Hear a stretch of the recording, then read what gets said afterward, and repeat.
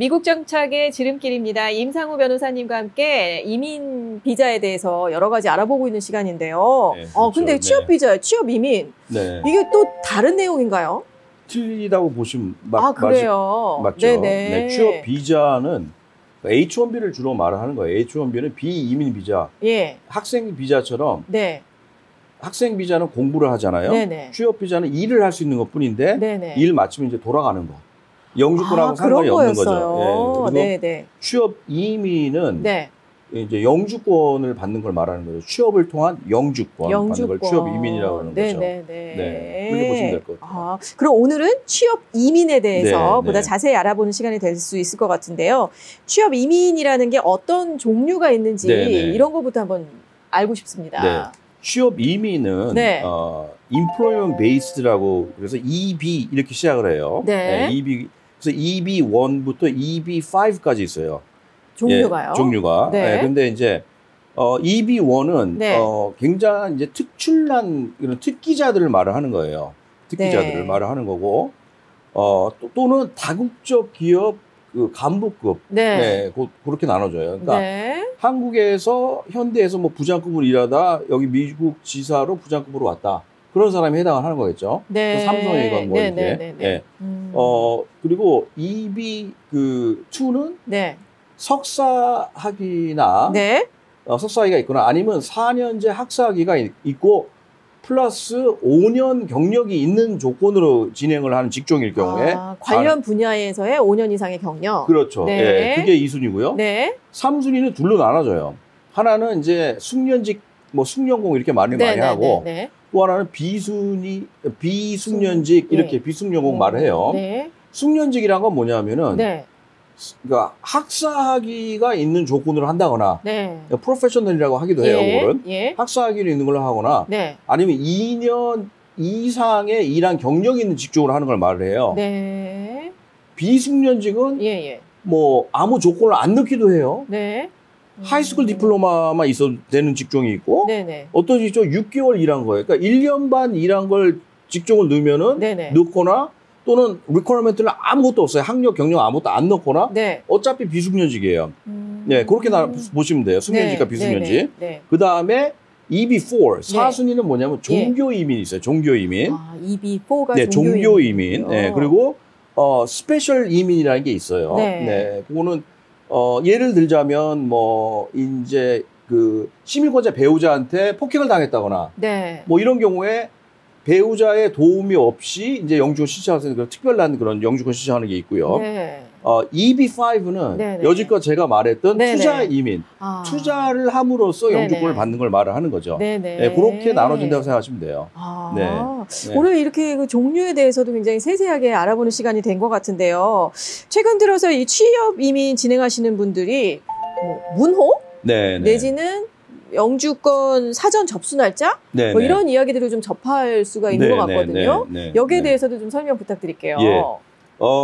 그게 이제 3순위에만 해당을 해요. 네, 그래요? EB3에만. 네네. 네, 근데 EB3라는 게 앞서서 말씀하신 것처럼 숙련과 비숙련으로 나눠지는 그렇죠. 케이스죠. 네, 대부분 그렇게 많이 하시죠. 네. 이제 석사학위는 아니시고. 네. 네, 그런데 원래 3순위가 네. 예전에는 문호 날짜라는 게 있었어요. 문호 날짜. 네. 예전에는. 그랬다가 또 수년간 문호 날짜가 없었었어요. 네. 네, 그랬다가 다시 이게 나온 거예요. 다시 나왔는데 다시 나오기 얼마 전에 네네. 바뀐 게 하나 있어요. 그건 어떤 뭐냐면 예전에는 문호 날짜라는 것만 있었는데 네네. 지금은 문호 날짜와 영주권 사전 접수 날짜 둘로 나눠졌어요. 이제 네네. 서로가 달라진 거네요. 원래는 하나의 개념이었었는데 네네. 그거를 나눠서 네네. 그걸 나눈 거대로 또 자기네가 상황에 따라 적용을 시키게끔 바뀌었어요. 그럼 그 두 가지의 날짜들을 다 충족시켜야 되는 건가요?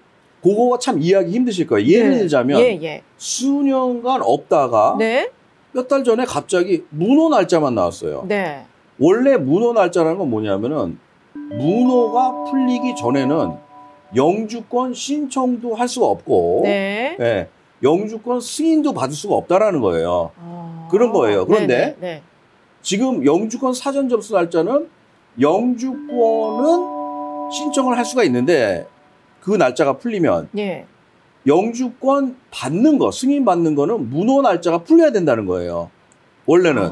그렇게 바뀐 거예요. 그런데 네. 취업 이민 3순위에도 계속 문호가 열려 있다. 사전 접수 날짜도 다 열려 있다. 네. 갑자기 몇 달 전에 취업 이민에서는 네. 문호 날짜만 나온 거예요. 문호 날짜만. 사전 접수 날짜 없이요. 그거는 풀린 걸로 돼 있고. 그건 말이 안 되잖아요. 네. 그럼 또 그걸 읽어보면 이렇게 말을 해요. 영주권 사전 접수 날짜인가? 둘 중에 하나만 나온 거예요. 근데 결론적으로 말하면 네네. 신청할 수 있다. 이렇게 네. 나온 거예요. 그랬는데 네. 3월달, 요번에 처음으로 3월달 문호에는 네네. 영주권 사전 접수 날짜와 문호 날짜가 둘 다 나온 거예요. 네. 그럼 이렇게 생각하시면 돼요. 네. 영주권 사전 접수 날짜가 2019년도 1월 1일로 나와요. 네. 그 다음에 문호 날짜가 2017년도 1월 1일로 나와요. 네. 결론적으로 말씀을 드릴게요. 그럼 예. 3월 달부터는 어떻게 되는 거냐? 예. 영주권 신청을 하려면 우선일 날짜라는 게 있어요. 우선일 날짜. 우선일 날짜가 영주권 사전 접수 날짜 하루 전날이 돼야 된다는 거예요. 그건 무슨 말이냐면은 네네.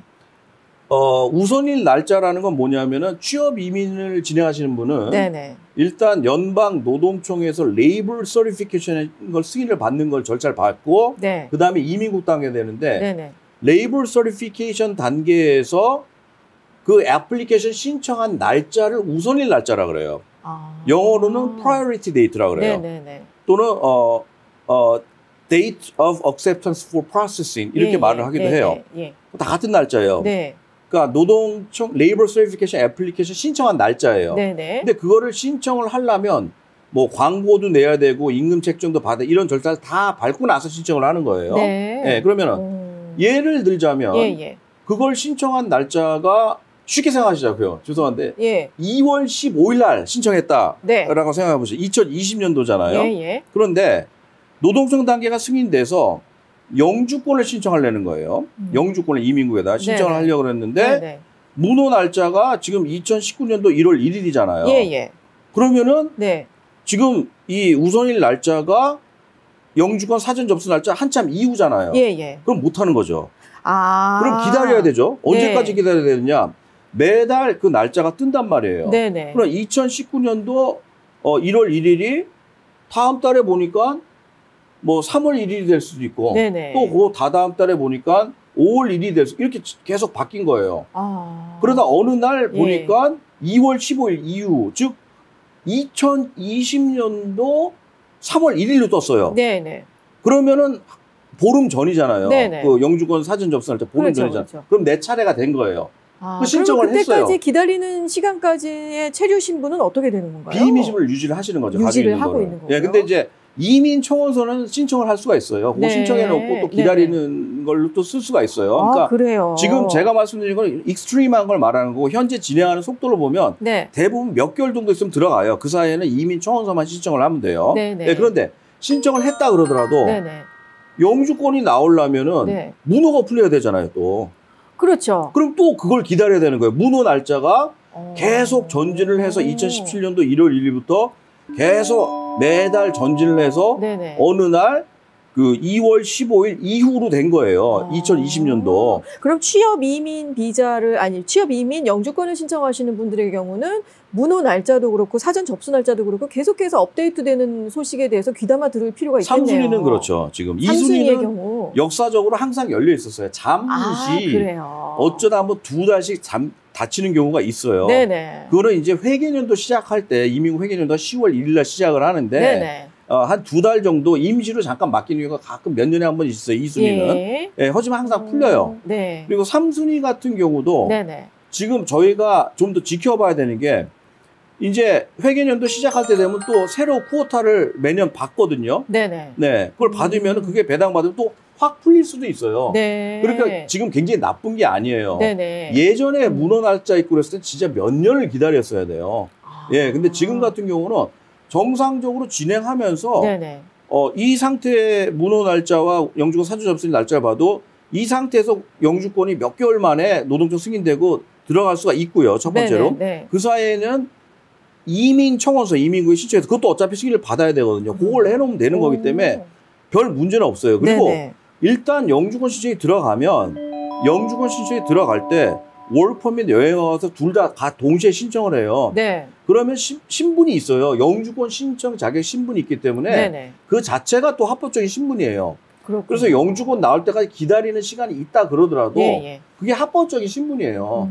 그리고 월퍼밋도 받고 일도 할 수 있고 해외여행도 할 수 있고 그거를 영주권 나올 때까지 계속 연장을 또 해줘요. 네. 그렇기 때문에 큰 변화가 있는 건 아니에요. 근데 지금 이렇게 바뀌었다라는 건 좀 이해를 하셔야죠. 아, 그런가요? 네네. 자, 이렇게 오늘 취업 이민 하나만 가지고도 제가 질문을 2가지밖에 못 드렸어요. 네. 저희가 다음 시간에 보다 자세한 이야기를 한 번 더 나눠보는 시간 가져보도록 하겠습니다. 네네. 미국 정착의 지름길입니다. 임상호 변호사님과 함께한 시간이었습니다. 오늘 도움 말씀 감사합니다. 네, 감사합니다. 고맙습니다. 네.